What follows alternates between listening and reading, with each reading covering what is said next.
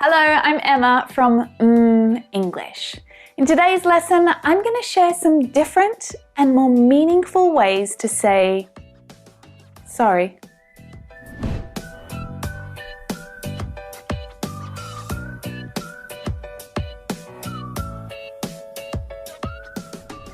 Now, of course, it's okay to say I'm sorry. When you make a mistake or you do something wrong, you can say I'm sorry. But sorry is really overused in English. It's so overused that sometimes it can seem a little meaningless. You see, people use sorry all the time. They apologize all the time for lots of different reasons. Sorry I'm late. Sorry, I forgot to bring the, sorry. And because of that, I'm sorry can feel a little less meaningful. Sometimes it can feel like you don't really care, or you're just saying sorry because you feel like you have to, not because you actually mean it. So when you really need to say sorry for something that you've done, maybe a mistake that you've made or some problem that you've created, well then it's a good idea to use a stronger expression, okay, to show that you really mean it. And today I'm going to share some more meaningful ways to say I'm sorry, some meaningful ways to apologize. Now, we're going to give you a few different options to help you build your vocabulary so that your English sounds more sophisticated and more meaningful. But if you want to improve your English pronunciation and natural expression, then I really recommend the English imitation lessons. All of the lessons there are focused on specific situations, and you'll learn not just what to say, but how to say it. And in English, it's so important, especially when you're trying to be genuine and real. It's so important to change the tone of your voice, and your facial expressions and your body language really helps to convey your message. Now, I created the English imitation lessons especially for my students to help them develop their pronunciation, but also their natural expression. You're going to be able to practice on your own at home. You don't need a teacher or a speaking partner, and you can practice your English speaking skills in your own time whenever it suits you. So if you haven't checked out the imitation lessons yet, grab the link in the description, or you can head straight to the webpage right there. So let's focus on some different ways to say I'm sorry. One of the hardest things about apologizing is admitting that you've done something wrong. Socially, it can be quite an awkward situation, right? It's one that makes you feel a little uncomfortable. Now, if we're talking about a small problem that you created, perhaps you provided your colleague with some wrong information. It was an accident, but still you're at fault. Then it's absolutely fine to say, my mistake. Just own it, you know.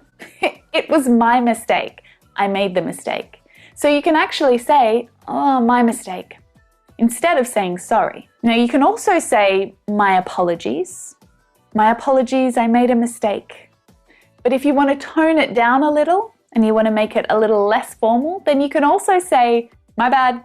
This has become a really common expression used to admit that you did something wrong in less formal situations. You're late for the meeting. It started an hour ago. Really? Oh, my bad. I didn't have it in my calendar. So it's like, oops. Oh, that was my fault. My mistake. You just own it, you know? You don't really need to say sorry as well. You're just claiming the mistake as yours. And these are all great options if the problem you created is not a big one.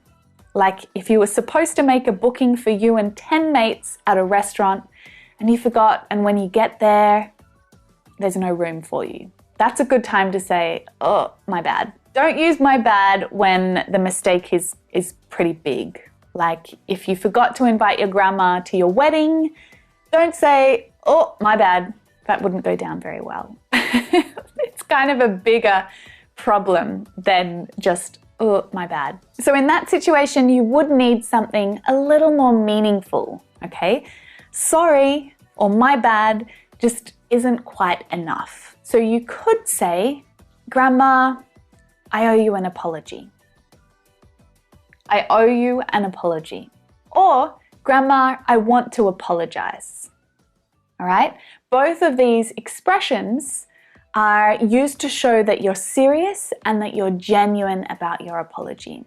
They're a little more formal, so they show respect to the person that you're talking to, and they're really useful in the workplace, okay? In the office, when you need, to sound professional and maybe a little bit more formal, then these are great options. The other thing to keep in mind is that both of these expressions need an explanation.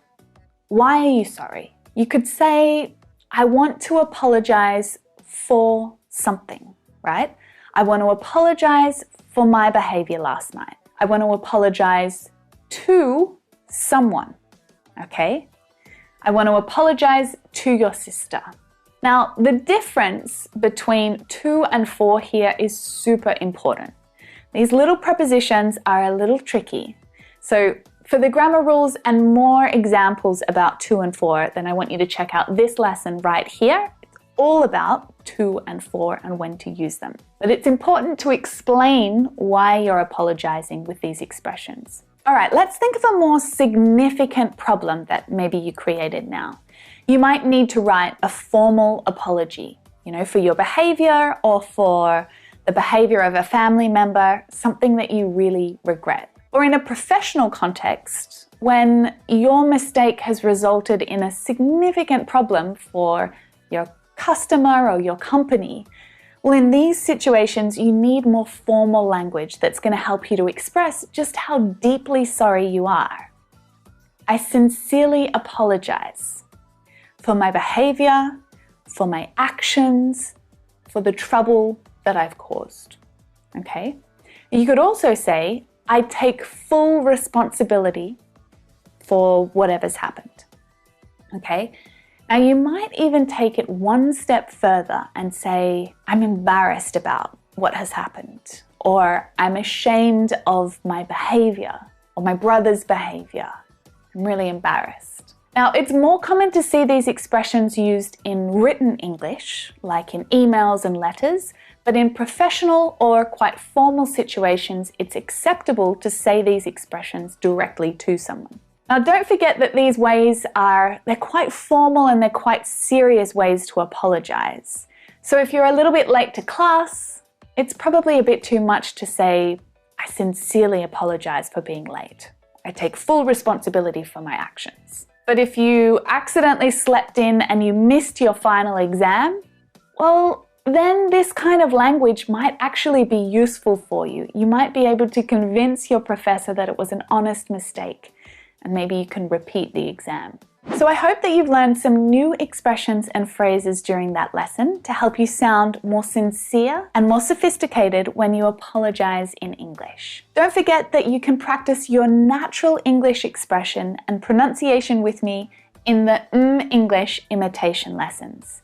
The link is in the description below, and it's really easy just to grab them and try them out. Thanks for watching this lesson. I will definitely see you in the next lesson. Make sure you subscribe if you haven't already. See you soon.